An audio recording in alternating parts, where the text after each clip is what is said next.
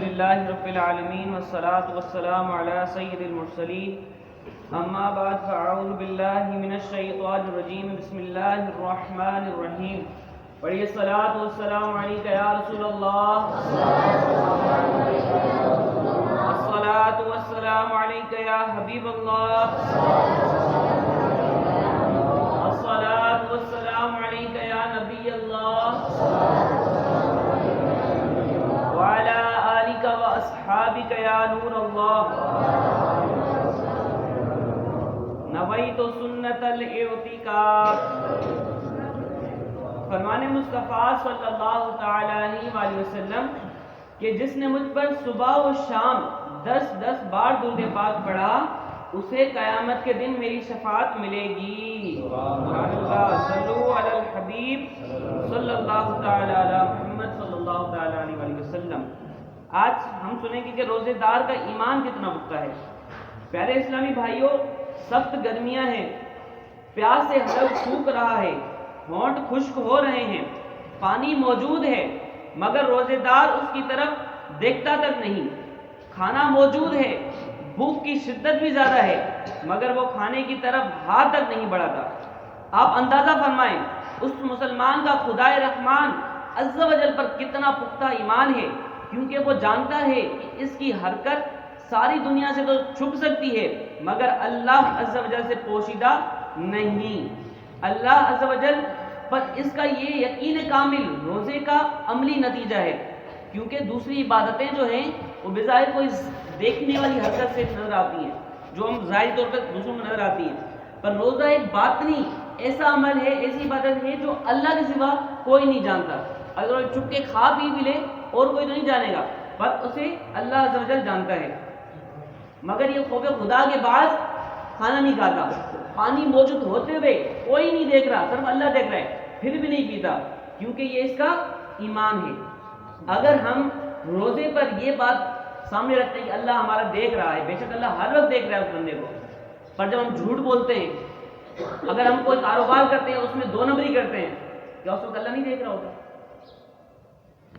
جب ہم کوئی کاروبار کر رہے ہیں، کوئی بھی چیز فروخت کر رہے ہیں، کوئی بھی بات کر رہے ہیں، کسی کا فیصلہ حق میں کر رہے ہیں، اس وقت ہم جھوٹ بول لیتے ہیں، اس وقت اللہ نہیں دیکھ رہا ہوتا؟ بے شک اللہ دیکھ رہا ہوتا ہے.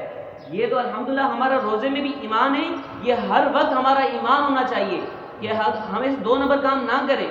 اگر کاروبار ہے تو اگر کسی چیز میں کوئی عیب ہے تو وہ عیب کو ظاہر کرے کہ یہ اس چیز میں عیب ہے، اب چاہیے نہیں چاہیے آپ کو، اب وہ گناہ گار نہیں ہوگا. عیب ہوتے ہوئے چھپا کر جھوٹ بول کر کاروبار کرنا، جھوٹ بول کر بولنے سے کاروبار تو ہو جاتا ہے پر اس میں برکت نہیں ہوتی. جس میں برکت نہیں ہوتی تو اس میں پتہ ہے آپ کو پھر بیماریاں سارا کچھ اس کے اندر آ جاتا ہے. تھوڑا کھائیں، حلال کا کھائیں. اللہ پاک ہمیں اس بات پر عمل کرنے کی توفیق عطا فرمائے.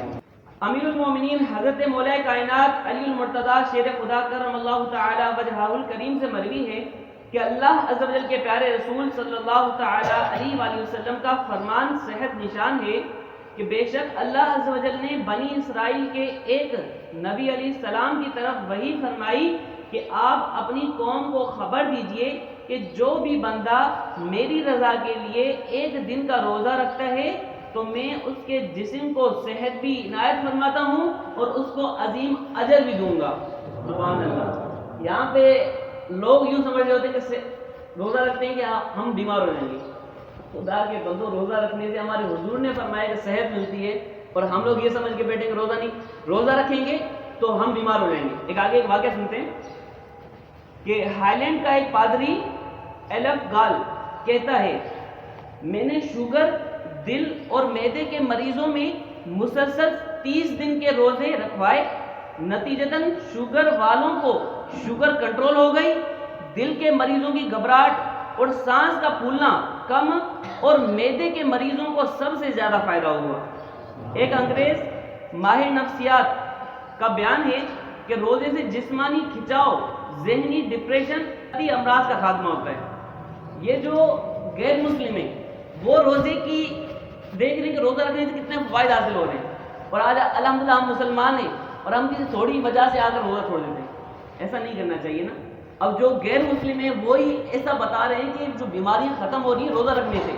جو معدے کا پریشان ہے، جو اور بیماری میں مبتلا ہیں، روزہ رکھنے سے، یہ میں نے شروع میں بھی عرض کیا تھا، روزہ رکھنے سے ہوتا کیا ہے کہ اگر ہم سارے دن بھوک میں رہتے ہیں تو بھوک کی وجہ سے جو ہمارے پیٹ کے اندر کوئی سے کیمیکلز ہوتے ہیں جو ہماری باڈی کو نقصان پہنچا رہے ہوتے ہیں، تو وہ اس روزہ رکھنے سے ختم ہو جاتے ہیں۔ یہ ہمارا پختہ ایمان بن جائے، ہم اپنے بچوں کو ابھی سے عادت ڈال لیں۔ ویسے تو ہمارے بچے 10-12 سال کے آتے ہیں، تو ہم ابھی سے عادت ڈالیں گے نا تو بڑے ہو کر آپ کو مشقت نہیں کرنی پڑے گی ان پر۔ تو انشاءاللہ اللہ نے چاہا تو آپ کے بچے بچپن ہی سے جب روزہ رکھیں گے تو بڑے ہو کر آپ کو کہنا نہیں پڑے گا۔ تو روزہ رکھنے کے اتنے فوائد و برکات ہیں، اللہ تبارک و تعالیٰ سے میں دعا کرتا ہوں اللہ تبارک و تعالیٰ ہمیں روزہ رکھنے اور 5 وقت باجماعت نماز پڑھنے کی توفیق عنایت فرمائے، جو درس سنا ہے اس پر عمل کرنے اور دوسروں تک پہنچانے کی توفیق عنایت فرمائے، آمین بجاہ النبی الامین صلی اللہ تعالیٰ علیہ وسلم۔